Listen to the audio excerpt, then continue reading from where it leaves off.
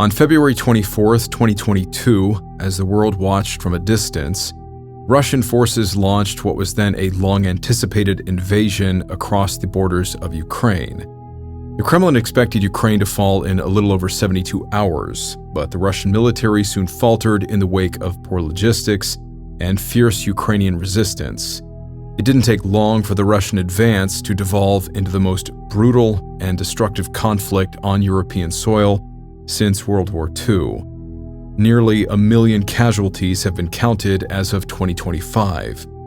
The eastern countryside, once lush with green forests and fields, has become a cratered landscape resembling the killing fields left by the First World War over a century ago.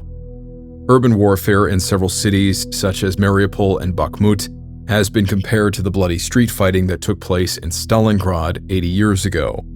The conflict has also become a frightening showcase of what modern warfare really is. Everything is being recorded, the videos going viral across social media. There was once a time when the most anybody heard about a war was in the newspaper, vague descriptions of troop movements and losses. Now we can watch men fight to the death in hand-to-hand combat with knives and small arms. Soldiers can be watched taking shelter in trenches while small drones drop explosives on them from overhead. Other men can be witnessed firing wildly in the air and running back and forth trying to dodge incoming drones that will explode and tear them apart on impact. Some drones even appear to mercilessly taunt the men as they lay helplessly wounded on the ground, raising their hands in a hopeless surrender. The sound of small propellers whirring overhead has become an entirely new form of PTSD. All of this is a stark reminder that in spite of new technologies, war never really changes. With no end in sight, it's never about who is right, but about who is left.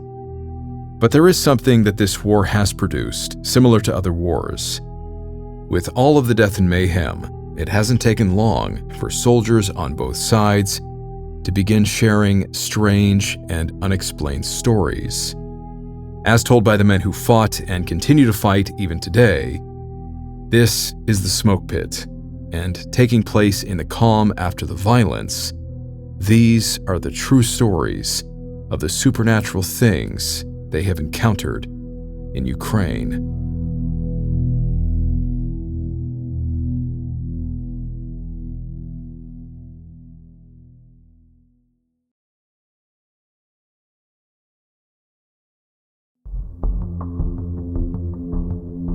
While large-scale combat between Ukraine and Russia wouldn't begin until the invasion of 2022, the war has really been going on since early 2014.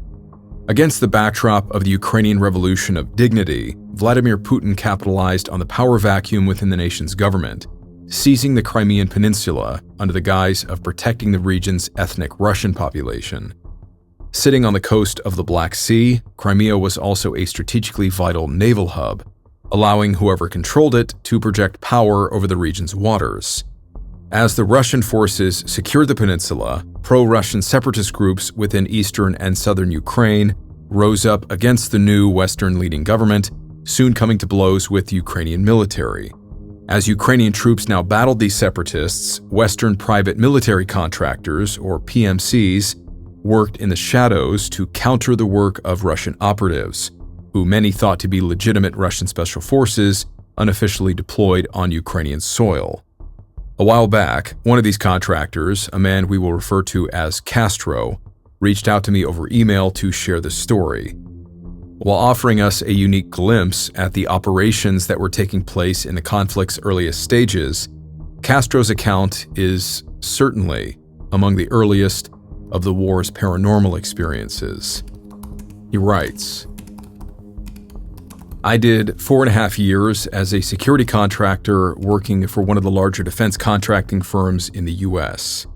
Though our company at the time was recognized as dealing primarily with aerospace defense, which it still is, the lesser-known security forces that the company keeps tend to be the breadwinner.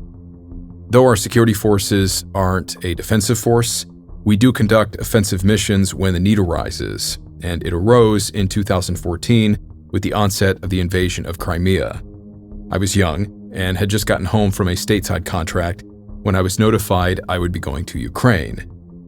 It appeared Russia was using military contractors and flagless, regular Russian army soldiers and special forces to conduct missions inside the peninsula. A certain military organization, not wanting to be officially involved, but who wanted to protect interests in mainland Ukraine, sent out contracts. It's common throughout the less developed nations to have contractors fighting contractors.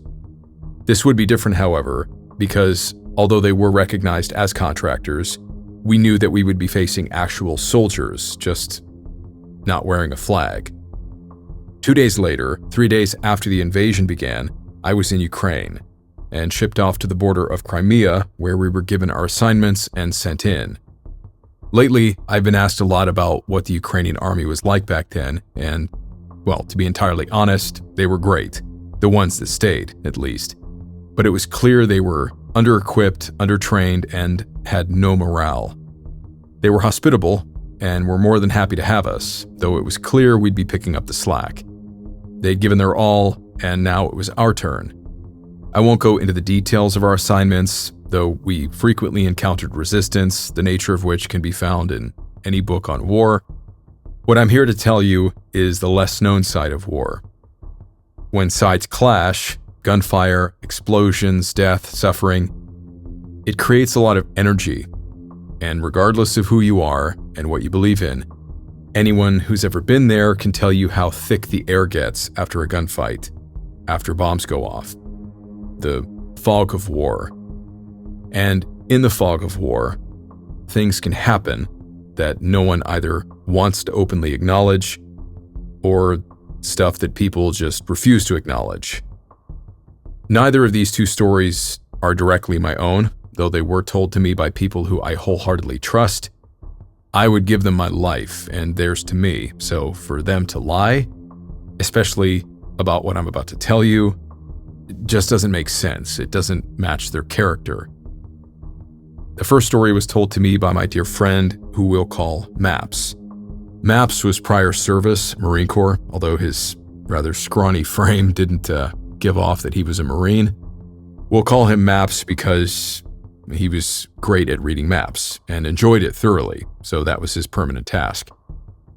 One day, while working in command and control, Maps was studying the roads of the area when he overheard a radio transmission come in from one of our patrol platoons.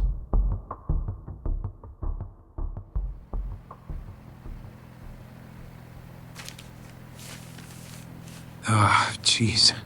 Be nice if they had some of these damn things printed in English. Okay. When was this printed? 1985. You gotta be kidding me. Man, this is Patrol 6-2. We are taking heavy contact along the northern road. Cover the wounded and keep pouring fire. Whoa. That's not good.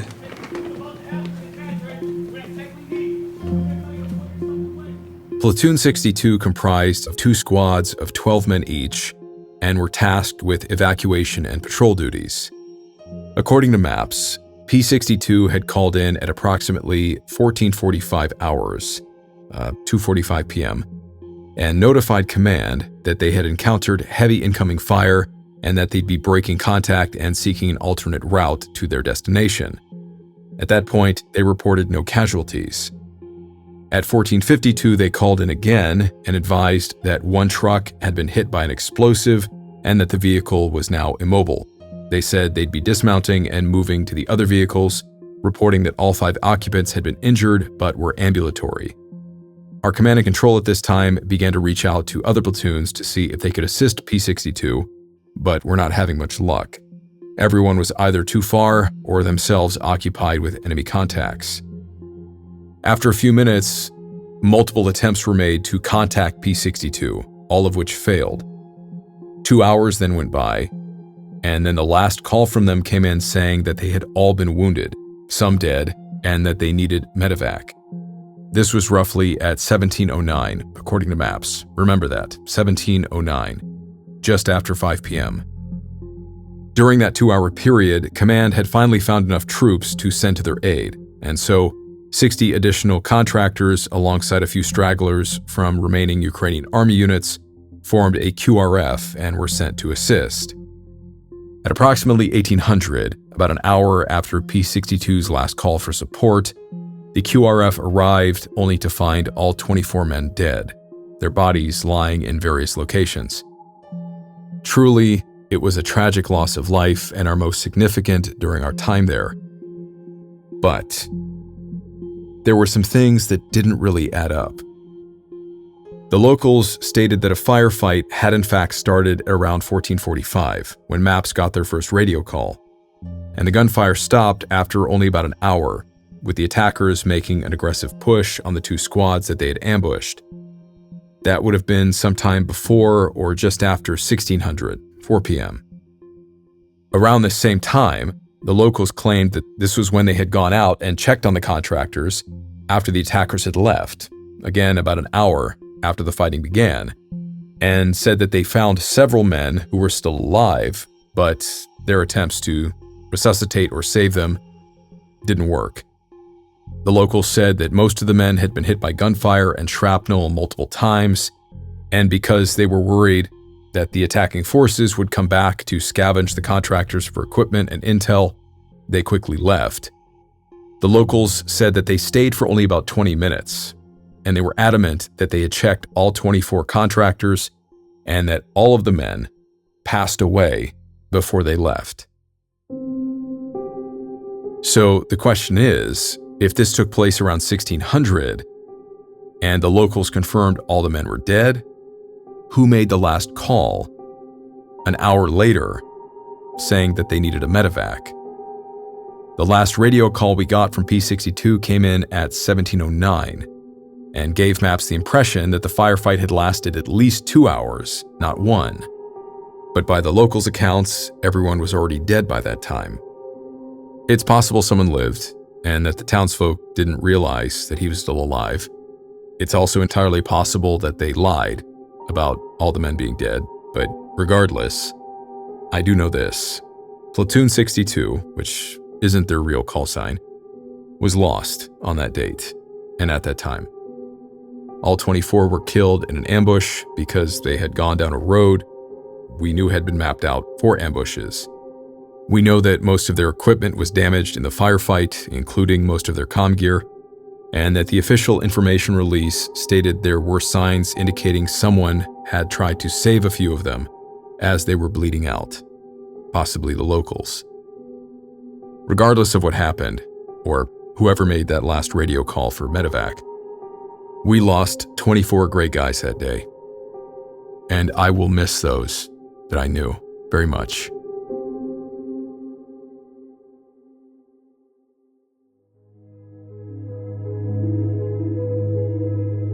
This next story happened while I was on site. I just wasn't a part of the incident I'm about to tell you about. Task Force Blitz, or just Blitz as we called it, was a slowdown task force formed to do just that, to slow down any advancement made by the Russians. It was not uncommon to be given maps that were heavily outdated or incomplete, leading to confusion when we stumbled on roads or villages that were not marked on those maps. GPS was working, but due to the weather at the time, most of our GPS units were not functioning properly or reliably, hence why we relied on those maps, and our dear buddy, Maps, who himself became increasingly frustrated because of the map's shoddy quality. While en route to an assignment, the units in front of our column reported seeing a small cluster of approximately 40 houses and buildings about a half a mile east from the main road that we were traveling on. Of course, our maps didn't show this village, and since we couldn't confirm if previous teams had cleared it, we decided we should search the village again. So my squad of 10 and another 10 guys dismounted and approached the village, joined by 2 armed interpreters, guys from the Ukrainian army who spoke decent enough English to tag along. My squad approached from the southwest, the other from the northwest. Maintaining comms while approaching, we identified a gas station, about 25 total homes and apartment blocks, what looked to be a government-type building, and other various structures I couldn't possibly identify. So, little by little, we clear each building, Unfortunately, we did find deceased people along the way. Thorough searches on our end found nothing. The village was left almost untouched. Despite the dead, it didn't look like any engagements had occurred here. No craters from explosions, no bullet holes in the walls, nothing. It's almost as if everyone just packed up and left. But as we were wrapping up the search of this village, the other squad came out of an apartment block with 2 children and a dog. They were emaciated, clearly starved. So our medics began treatment on them while we established a defensive perimeter and waited for an evacuation platoon to come. The children were picked up, and we moved on. Later, I got to talk to the guys who found the children and the dog. And again, this is where the unexplainable begins.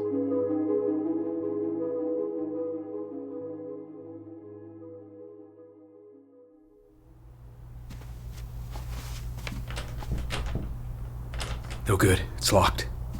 Breach? Yeah. Dima, you got the Halligan bar? Of course. Right. Get us in there, bud. Dude, I thought you said the door was locked. Yeah, it was. Hold on a sec, T. You guys hear that, right? The voice? Yeah. Dima, you catch what she was saying? No, but it was definitely Ukrainian. The men who found the kids were the members of another squad, who I'll call Delta, Tango, and Papa. Tango and Papa were on point in the building, while Delta covered the rear of the building. All 3 then came to an apartment door and confirmed that it was firmly locked, so they prepared to breach it with a halogen tool. Suddenly, as they put it, the door simply popped open before we could get the bar in the door jamb. From inside the apartment, all 3 of them then heard what they perceived to be an elongated whisper, which Delta stated was loud enough for him to determine it was something said, quote, distinctly in Ukrainian, though he couldn't confirm what exactly was said. They proceeded to hold their position outside the apartment door until additional contractors arrived. When they entered the apartment, they eventually found the 2 kids and the dog in the living room closet, covered by several items of thick clothing. A woman was found down the hallway in a bedroom. They said it looked like she had been dead at least for several days, if not at least a week, by that point. Her injuries were believed to be due to a brutal assault. Before I had heard this story, I had heard, and it was confirmed, that an evac platoon had visited this same village about 5 days prior, followed 2 days later by another task force. Neither one of them reported finding children or this woman when clearing the village, but it was determined later that members of the same evac platoon had committed crimes against women and children while they were searching the village. The time frame of when they were there seemingly lines up with her death. Going back to these guys' story, what stands out to me is the locked door, because all 3 of them confirmed amongst themselves that it was locked, and they were about to break it down before it simply popped open.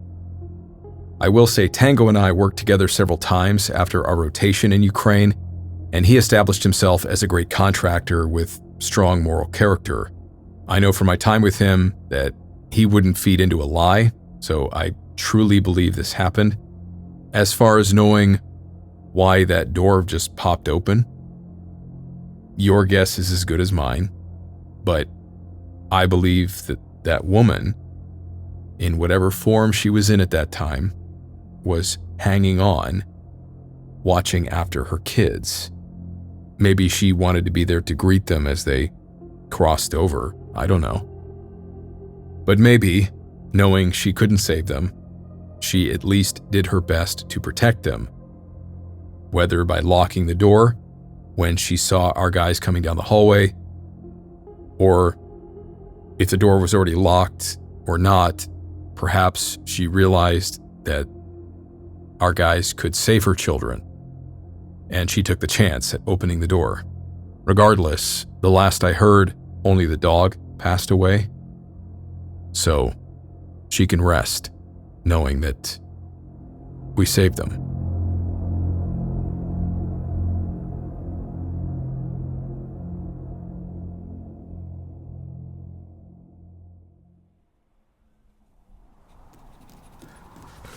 I don't know what's worse. The grad rockets or this damn cold. Well, coming from Florida and all, I'd say the cold. I may be a bit biased, though.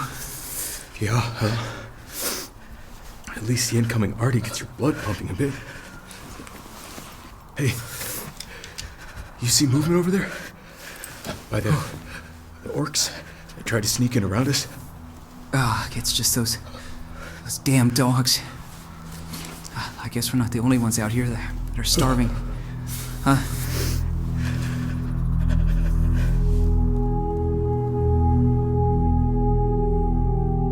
Fast forward 8 years on from Castro's contractor experiences in 2014, when Russian forces launched their invasion in the winter of 2022, many foreigners from all corners of the globe quickly began moving to aid in Ukraine's defense. While the cultural and professional backgrounds of these international supporters greatly varied, they were all united by one thing: stopping the Russian aggression in its tracks. Although their numbers are reportedly only in the low thousands, the men and women of what is now called the Ukrainian International Legion are very much active on the war's front lines and have participated in several of the conflict's major engagements to date. While regularly confronting Russian forces on the battlefield, it would seem that Legion members have also had their own eerie brushes with the ever-growing paranormal phenomena generated by the gruesome nature of the war. This next story, first shared with the Tales from the Grid Square Project, was provided by an anonymous member of the International Legion. While he, like many other rational people, admits that the combat stress and fatigue he was experiencing may have been a factor in what he saw, he can't shake the thought that it's just too bizarre and can only be defined as paranormal. He writes, "I served in the Ukrainian Foreign Legion, and once, in the span of a 3-day mission, I experienced something I couldn't explain. Our position was a little house on the edge of a small village near the Kharkiv-Luhansk Oblast border. Simply put, it was absolutely miserable. The place was like something out of an apocalypse movie. I'm fairly certain that this was the last remaining intact house in this entire town. The rest of the place, which we had to patrol through on our way there, was a pile of rubble and dead bodies. Everything seemed like it was on fire pretty much all of the time, and since it was winter, the snow at times was knee-deep. Add to that the constant shelling, aircraft, and the risk of the enemy finding a way in behind us and fragging us all. It was a tough place to be. One night, I was on watch, looking out from my post to the east. Earlier that morning, I had confirmed the location of the bodies of 2 Russians that our second squad killed. They were part of a 4-man reconnaissance element that had been sent to probe this position a few days earlier, and one of our guys cut them to ribbons with a machine gun. I had only been able to see their bodies after the village dogs started on them, and that's when I noticed them. The one that was closest to me had been decapitated, and his insides were spilling out of him. The other had been cut almost completely in half, if not by machine gun fire, then from the dogs. As I was scanning my sector of fire with my NVGs, my night vision, I saw 2 shapeless black shadows rise up from the ground where these 2 corpses were, and sort of just drift further up the road past our position. I mean, I was freaked out, but they didn't seem menacing or dangerous by the way they moved. It was like they were just 2 shadow things going for a walk, like 2 people oblivious to the war around them. I chalked it all up to exhaustion, sleep deprivation, and fear. When you're looking for something, then you tend to see it. And then there was the fact that NVGs tend to play with your head and make you see things after you look through them for too long. I had previously seen ghost people and shadow figures through my nods, and after a while, you just sort of expect it. But then the guy I was on watch with, our team medic, and an actual medical doctor, known for being a very serious person, no-nonsense kind of guy, he whispered to me, with kind of a hint of shock and terror in his voice, "Do you see that?" Surprised to find out I wasn't the only one now seeing these things, I replied that yes, I can see them, and I asked, kind of absent-mindedly, if he thought I should shoot them. And he replied, "No, I think the time for that has come and gone. Just let them do their thing." So we watched these two black figures kind of moving down the street, and eventually they floated back over to the bodies and kind of sunk back into them. The rest of the night was fairly uneventful. I took machine gun fire from a BTR and had a few grad rockets land out in front of the house. Nothing out of the ordinary. The following night, I was on watch again, this time observing out of the south window. Now, next to this house was a little shed, and in front of it was another building that had been leveled except for 2 walls and part of an eaves, forming a short, narrow alley between the two. So from the south window, I could look directly down that alleyway. I had a really nice civilian thermal scope, but I don't remember which model. For some reason, I kept wanting to look down that alleyway.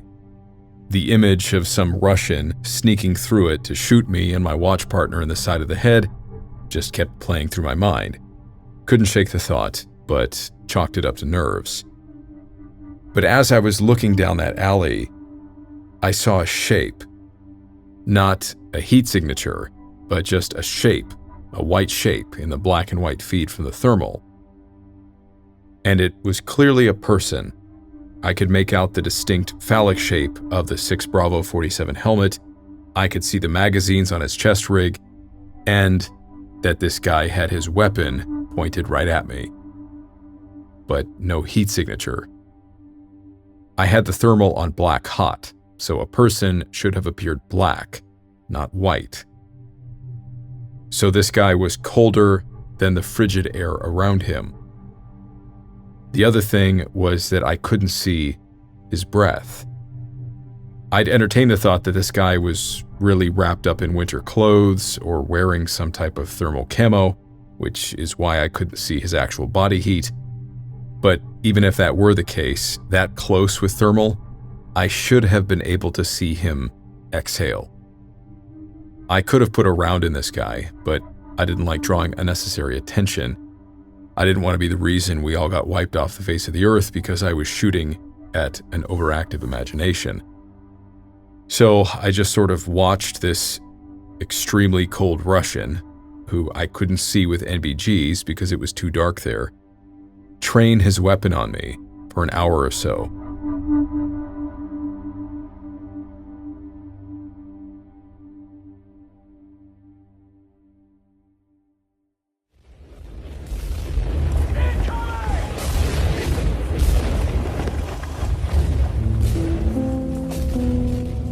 We had another barrage of grads, and I turned to look towards the impacts in the distance.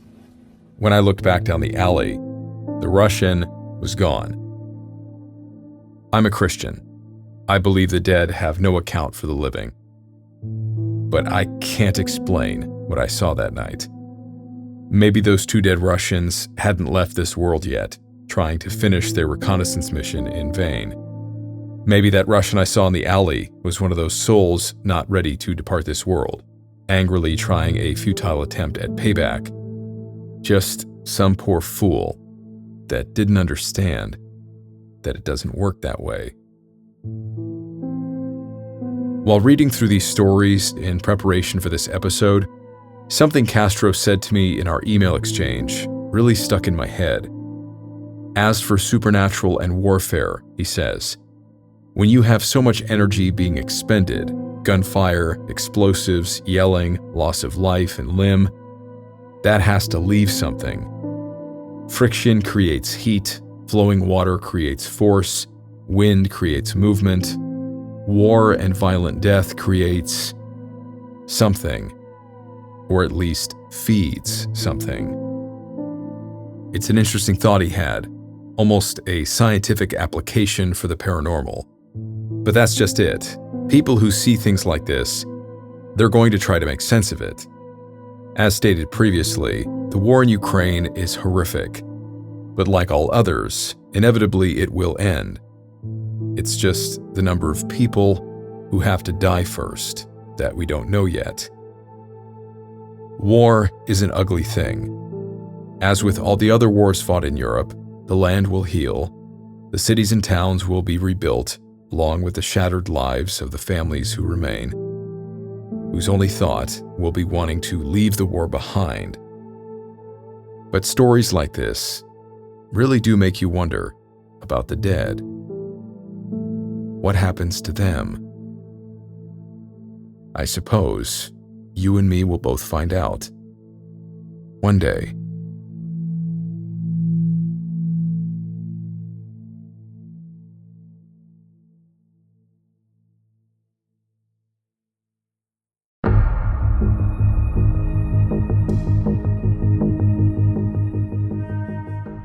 Hey guys, thank you for sticking around for the after action here in the credits. Something I've grown to appreciate when reading these stories is that regardless of what you think about the content, we're always kind of getting a much more closer perspective on the war itself, or military service in general, a first-hand account of what was actually happening on the ground, which I feel is, I don't know how to phrase it, but I guess the point is, alternatively, when you hear about war, you're usually getting kind of a bird's eye view of what's happening, but these stories really put us on the ground, walking through the experiences of the individual telling the story, paranormal and conventional wartime experiences, more of the psychological impact of what they're facing each and every day. And second, which is kind of the point of the first one, is that it's easy to get caught up in the headlines, the politics, military strategy, but behind all of that are real people, and as we saw in this episode, real lives that are being shattered by the war. Families, homes being destroyed. The content that this channel covers, whether you believe in the paranormal or not, it's a constant reminder of the human cost of conflict, both for people who died and also for the survivors. And it's a look into the mind of somebody who's on the ground there. I say this reflecting on the fact that there's only a few, but I've seen people who comment on these videos and they say, these stories are complete nonsense. Clearly these guys are just sleep deprived, which I've never, not admitted that is the case. I mean, we were all sleep deprived at some point. I know what that's like. I've seen things when I was very tired. But even if you don't believe in the paranormal, this is still an interesting and what I would consider fascinating look into the human mind on the front lines of war. Because regardless of what the cause is, this is what these men are experiencing, and then having to cope with and deal with on the back end of the war. And these stories stick with them. I mean, if they're ever going to talk about their experiences, this is something that often seems to linger in the back of their mind. So, the lingering question on this episode is what happens to the dead? But there's also the question of what becomes of the people who have these strange experiences and spend the rest of their lives with unanswered questions about them. Well, I guess that's what Wartime Stories is here to explore. So thank you for listening, for watching, for subscribing, liking the videos, commenting. All of these things really help support the channel. As always, a huge shout out to both my Patreon and YouTube channel members for their financial support in keeping this channel going. May God be with each and every one of you, no matter what you're dealing with. And I will see you in the next episode.